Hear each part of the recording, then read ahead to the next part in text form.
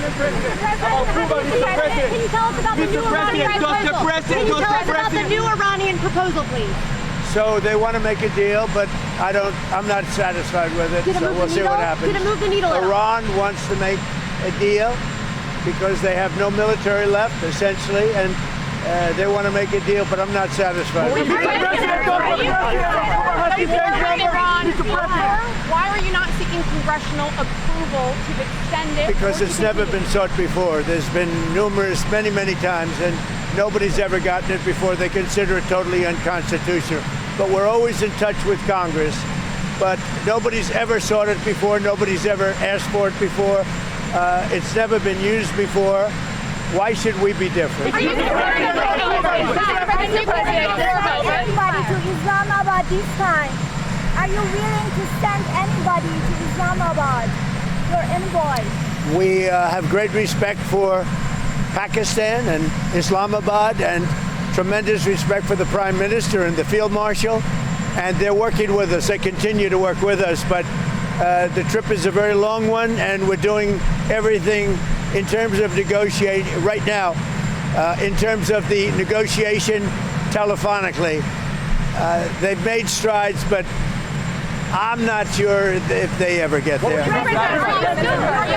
There's tremendous discord. They're having a tremendous problem getting along with each other in Iran. The leadership is very disjointed. It's got 2 to 3 groups, maybe 4, and it's a very disjointed leadership. And with that being said, they all want to make a deal, but they're all messed up.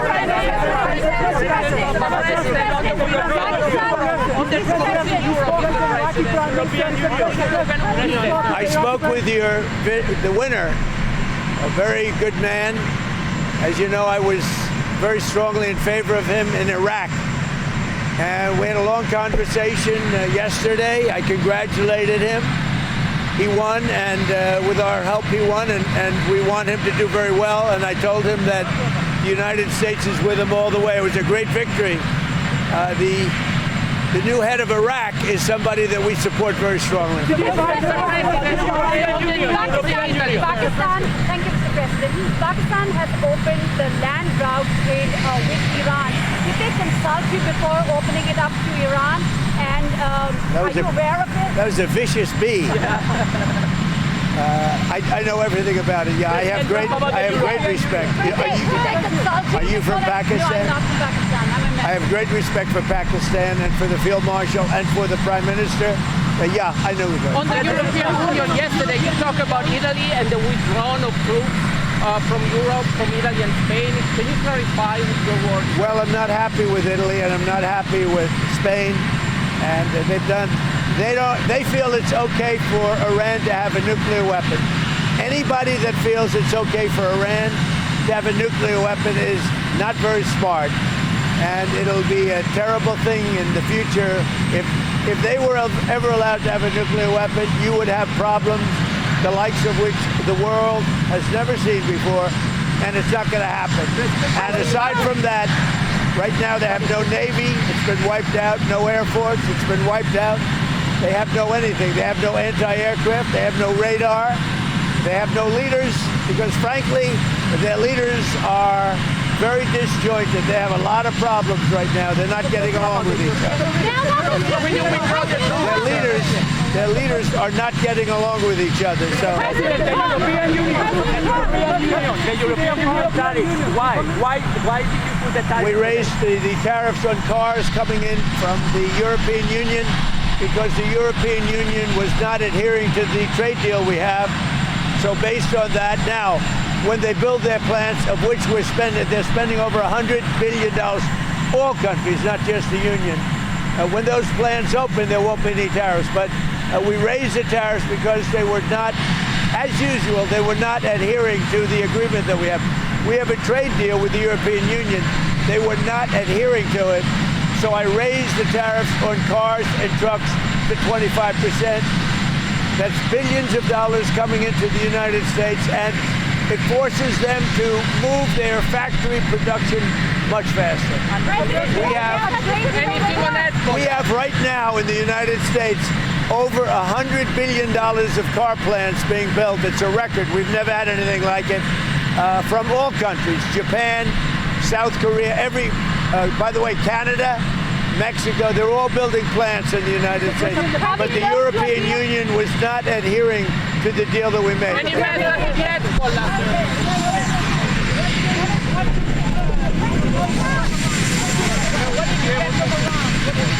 So we're dealing with Iran. As you know, it's a very disjointed, unfriendly leadership, unfriendly to each other.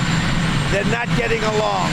They're very, very confused by what's happened because essentially most of their military has been wiped out. But we just had a conversation with Iran. Let's see what happens. But I would say that I am not happy. Their leadership is very disjointed, very argumentative with each other. They come back, one says one thing, one says another. They're very confused. Obviously, their country has been, frankly, decimated. Their Navy is gone, their Air Force is gone. Many of their soldiers, unfortunately, are gone. They've got to come up with the right deal. At this moment, I'm not satisfied with what they're doing. Did you decide against bailing out Spirit Airlines? Well, I guess we're looking at it. If we could do it, we'd do it, but only if it's a good deal. They're claiming that they're preparing to shut down this weekend because they haven't gotten. Well, we're looking at it, but if we can't make a good deal, no institution's been able to do it. I said, I'd like to save the jobs, but we'll have an announcement sometime today. We gave them a final commitment. Will you be able to secure nuclear material? Mr. President, day 60, are you going to seek congressional authorization? Well, no other country has ever done it. It's never been, as you know, most people consider it totally unconstitutional. Also, we had a ceasefire, so that gives you additional time. But no other country's done it. We're in the midst of a big victory. This is a victory like we haven't had since Venezuela, okay, to be honest with you. We haven't had, but, you know, we have a country that lost its way. It really lost its way. That's our country in terms of the military. Now we have a great military. We're on our way to another victory, a big victory, and I don't think that it's constitutional what they're asking for. These are not patriotic people that are asking. You know, when they say, even the losers, even the ones that say all the wrong things, admit that it's been amazing what we've done. The Strait is totally shut down. It's flawless. It's totally 100% shut down. Now, we've been dealing with Iran. They want to make a deal. They're not there. They're not with a, not, they're sort of, they get close, and then a new group of people come in. They don't know who their leaders are. They have no idea who their leaders are, but they're very confused. And that's because of the success we've had militarily. They essentially have no military.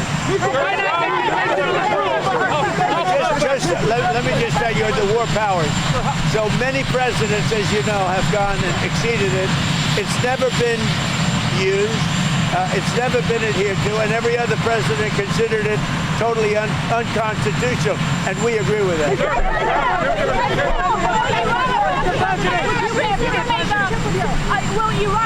Will Iran accept China giving the blockade? No, the China, it's going to be amazing. The visit with China and Chairman Xi, that's going to be great. We have the trip with China coming up, and I think it'll be an amazing event.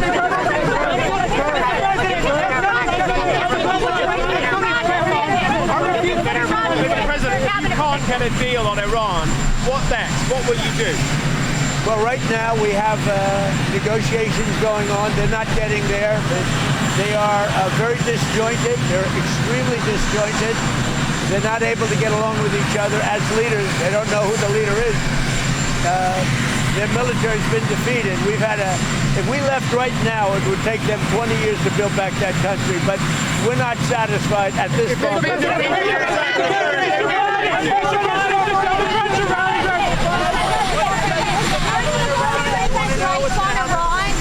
Are you considering new strikes on Iran? Why would I tell you that?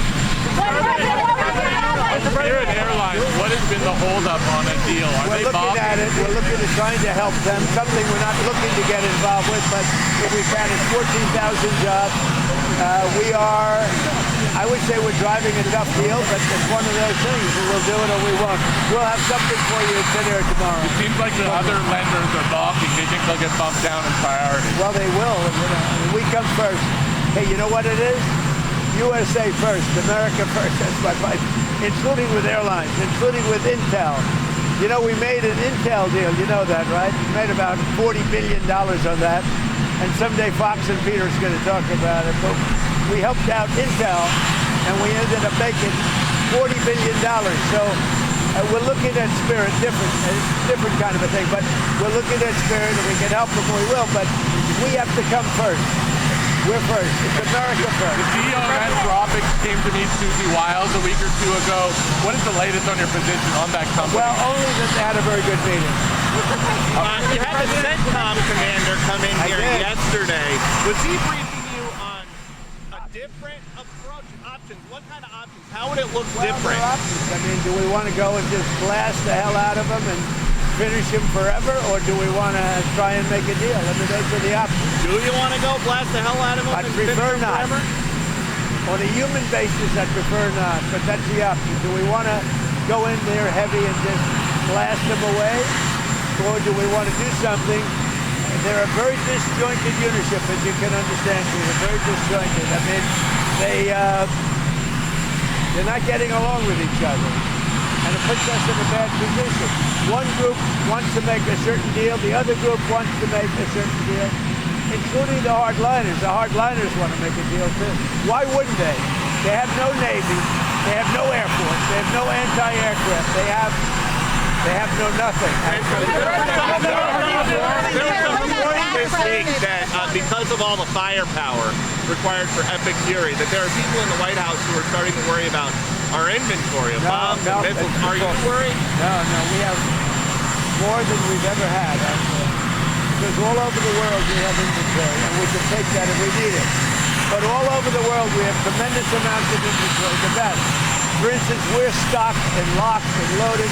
Right now, we have more than double what we had when this started. But, you know, we're all over the world. We're in many, many different countries, many different places, all packed up. Now, what happened is Biden came in like a stupid fool, and he gave a lot of what we had to Ukraine. And $350 billion they spent. We don't do that. Everybody has to pay. The European Union pays us, but Biden didn't get money. He got nothing. But he gave a lot of the inventory away. Now, relatively speaking, it's not that much, but it was a lot of inventory. He gave it to Ukraine. We built it up, but we have inventory from all over the world. Are you going to go to the G7? The G7 is in France in June. Will you go to it? Probably. Did the king change your mind about Britain and NATO? What about NATO? Did the king change your mind? King Charles? No. King and I had a great, he's just a great person. He's a high quality person. I love the job he did in Congress. He actually got the Democrats to stand. He's a wonderful person. She's a wonderful lady, a wonderful queen, and we had a good time. Mr. President, will the Lebanese and Israeli leaders be meeting here soon at the White House? Yeah, they're going to be coming. When you go to this is going to be your first big public event since somebody tried to kill you on Saturday. Do you feel safe going to something like this today? I don't even think about it, Peter. What about Pete Rose? Do you still support a pardon for Pete Rose, sir? Oh, I think Pete Rose is great. I think Pete Rose should have been in the Baseball Hall of Fame a long time ago. A long time ago before his death.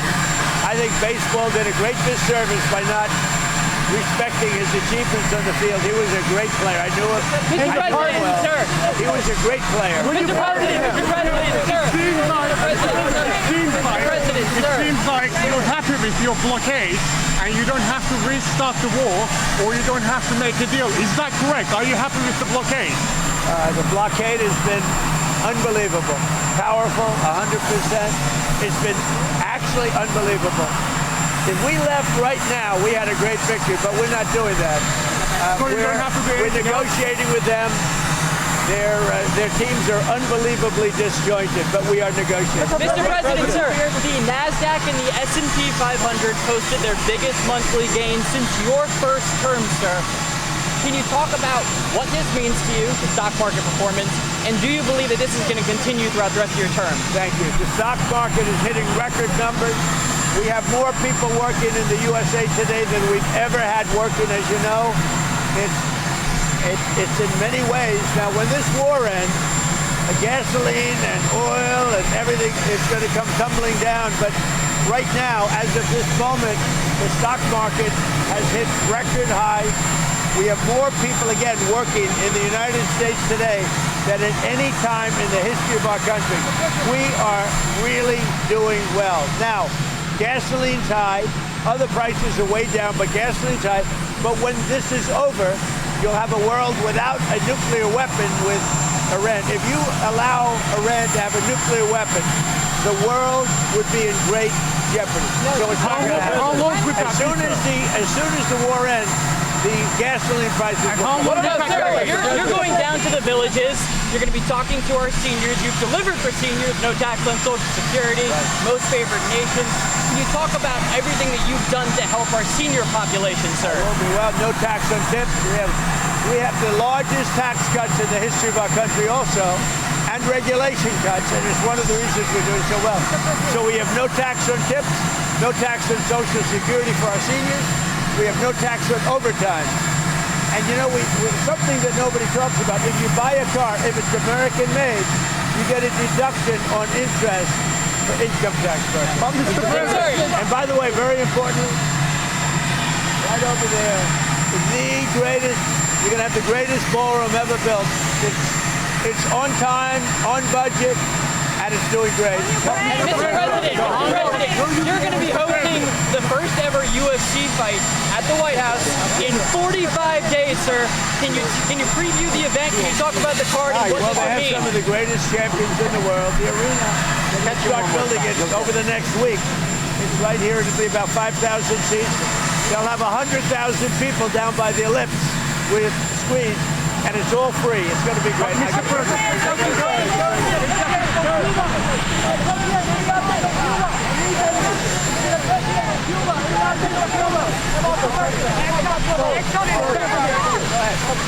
What's your message to Americans who are facing the pain of high gas prices? Well, it was just announced we have more people working in the United States today than ever before in history. Outside of the gasoline, prices are way down. Prices have come down. Groceries, and I inherited that. We inherited the highest inflation in the history of our country, 48 years. But in the history of our country. And prices are down. When the war ends, which shouldn't be too long, they want to make a deal so badly, but they're not there yet. They're not there, in my opinion. They're not there. When the war ends, gasoline prices are going to tumble because there is so much right now on the seas already loaded into tankers that can't escape the straits. There is so much, like record-setting. But when the war ends, gasoline prices will go down to below what they were. I think it's very important. The stock market just hit an all-time high. And again, more people working today than at any time ever. And we just got the largest tax cut in history with the no tax. Mr. President, Mr. Curtis, you like him? Go ahead. I love you, Mr. President. Mr. President, I like him too. Thank you, Mr. President. Mr. President, you said you send weapons to help Iranian demonstrators. Some sources claim these weapons are in Sulaimania, in Iraqi Kurdistan. Do you confirm that? And as you said, they will pay a big price? I'm not happy with the delivery of the weapons. I'm not thrilled with it. But a small amount of weapons were sent, and we'll see who has them. But I'm not happy with what happened with the Kurds. The Kurds did not deliver the weapons.